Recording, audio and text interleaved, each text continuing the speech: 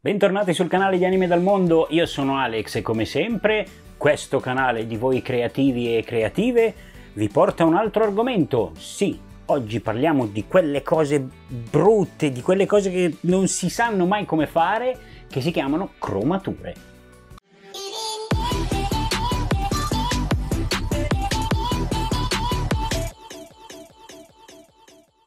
Detta così sembra che andiamo dal ferramenta o da chi per esso per farci cromare, non so, il vecchio paraurti dell'auto perché magari abbiamo un'auto d'epoca e vogliamo ricromare i pezzi, oppure addirittura una moto.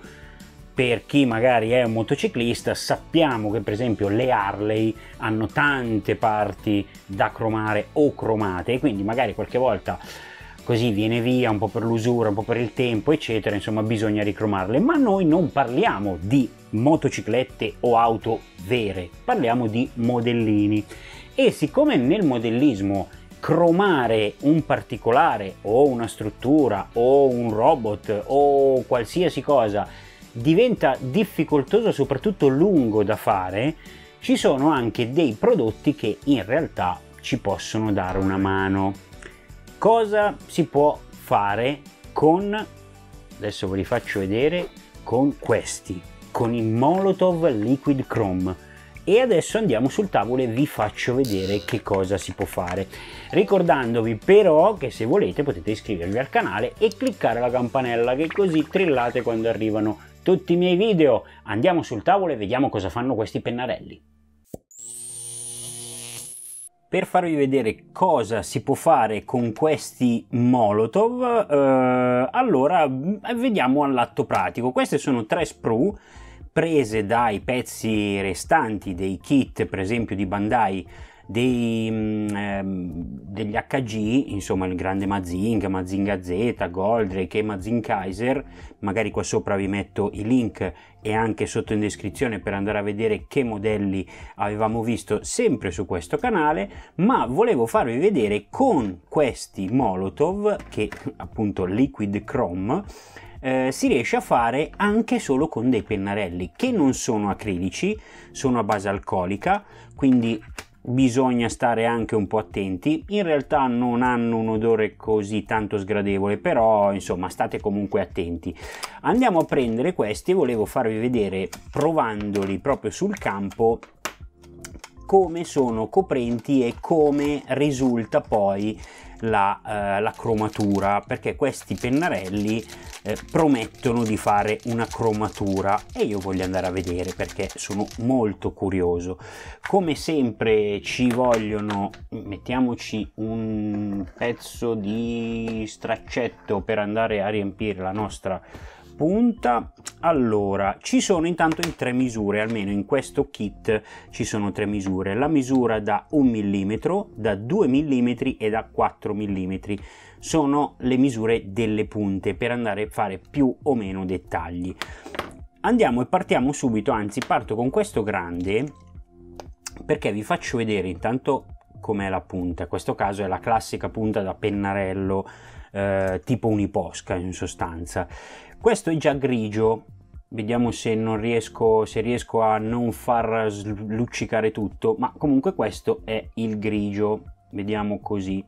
Se io adesso vado a passarci sopra questo cromo, lo farò solo da una parte così riuscite a vedere anche che cosa viene fuori. Ecco qui, già io vedo la differenza perché ovviamente sono qui e la vedo. Non so se riuscite a far vedere, adesso provo a farvi uno zoom, vi faccio vedere la differenza, magari così riuscite a vederlo, però la differenza tra qua e qua è notevole.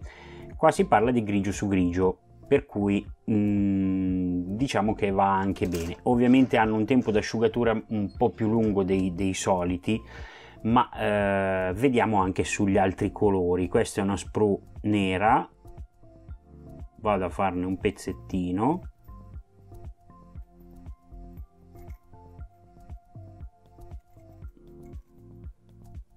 Ecco qui, qua si nota ancora meglio la differenza, guardate qui, è bellissimo e a specchio, è una cosa incredibile, questo cromo è a specchio, bellissimo. E poi proviamo anche sul rosso, già che l'abbiamo qua, andiamo a fare questa prova qua. Io li sto colorando un po' così, ma per farvi vedere esattamente che cosa possono fare questi Molotov. Se devo essere onesto, vanno molto meglio sulle parti completamente lisce che dove ci siano magari dei tagliarilievo come questo. Però, che dire, la differenza e comunque la coprenza, passatemi il termine, si vede e si vede bene, e soprattutto viene fuori un lavoro a specchio, è una cosa bellissima.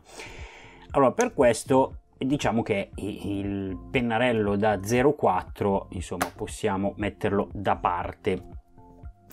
Gli altri due, non vi faccio vedere gli altri due entrambi perché alla fine sono solamente di dimensioni diverse, ma quello che voglio farvi vedere, e lo farò su questa parte qui, in realtà è la differenza di dettaglio che si può avere con le punte. Per esempio, io vado a fare questo,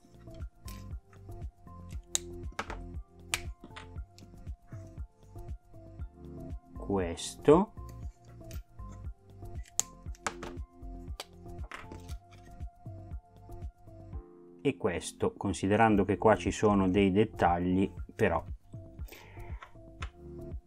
questo l'ho fatto per farvi vedere a che livello di precisione si può andare qua, così magari si vede meglio, dalla punta più fine a quella più grande. Direi che è un ottimo compromesso per il prezzo che hanno, che insomma si può anche pagare in relazione, e soprattutto vi dà l'opportunità di cromare qualsiasi modello voi abbiate, che abbiate un modello di auto d'epoca per esempio e volete cromare qualche pezzo, qualche paraurti dell'epoca, che all'epoca c'erano tutti questi paraurti cromati o comunque parti cromate.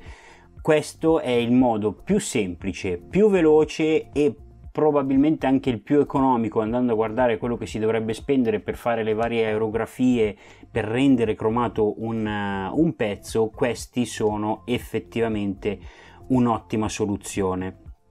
Sotto ovviamente vi lascio il link per andarli ad acquistare, dove li ho acquistati io su Amazon, e devo dire che per quello che mi riguarda sono promossi a pieni voti.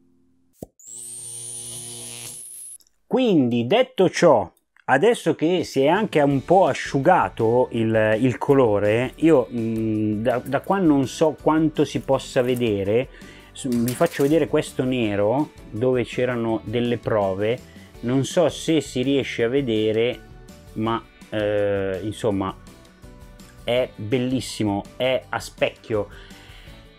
Ah, quanti problemi risolti. Io devo dire che ho risolto qualche problema. Più avanti vi farò vedere dove li ho utilizzati, perché sto facendo dei lavori e quindi poi vi farò vedere dove li ho utilizzati. E mi è venuta in mente anche un'altra cosa, perché il cromato è sostanzialmente questa sorta di argento specchiato, ma il cromato può esserci in altri colori, azzurrato oppure che tende al rosso, insomma ci sono tanti modi. Quindi sto provando e sto facendo dei test con altri colori abbinati però a questi, quindi vi farò sapere prossimamente da questi test come si può fare. Ma per il modellismo queste cose, o per i diorami in sé, potete anche per esempio dipingere uno specchio dentro un diorama. Secondo me fa un bel effetto, senza usare magari uno specchio vero, se ne avete la possibilità di usarlo, ma secondo me questa è un'ottima scelta. Quindi vi lascio a tutti i video che trovate qui sul canale, vi ricordo che Anime dal Mondo lo trovate dappertutto su YouTube e soprattutto potete vedere tutti i miei video cliccando sotto o sulle caselle che trovate per andare a vedere tutti i miei tutorial, perché ce ne sono tanti. Quindi vi ringrazio per essere rimasti con me fino alla fine, e da Anime dal Mondo e da Alex è tutto. Ciao!